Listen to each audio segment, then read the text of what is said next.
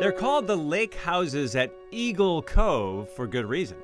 And he's there on and off throughout the day. Every time I'm down here at Eagle Cove, I'll run into him if I'm here for more than an hour. And it is lake houses, plural, because you get 3 main houses, a guest house, and a boathouse. A 5-for-1 deal. It really is its own family compound. It's gated, it's a private, it's really, you're purchasing your own community.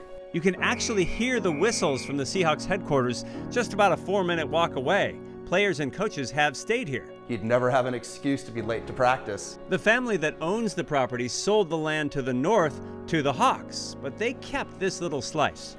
And the story goes that Robert's dad basically said, hey, this land down here, this is unusable. This isn't anything that you could ever build on. And Robert took that as a personal challenge to go ahead and build it. Build it he did in 2006. The family history here dates back to Robert's grandparents. And it goes back to 1934 when the Cugini family settled here and actually started a sawmill.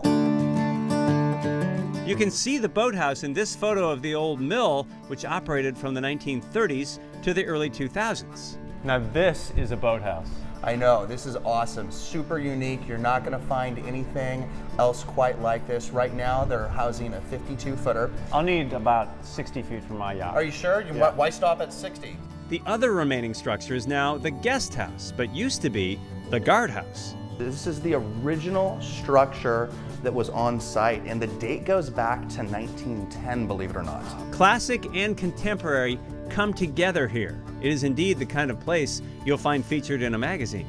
Well, wait till you get upstairs, because this is what I wanted to show you with some of the wood that was cut next door at the sawmill.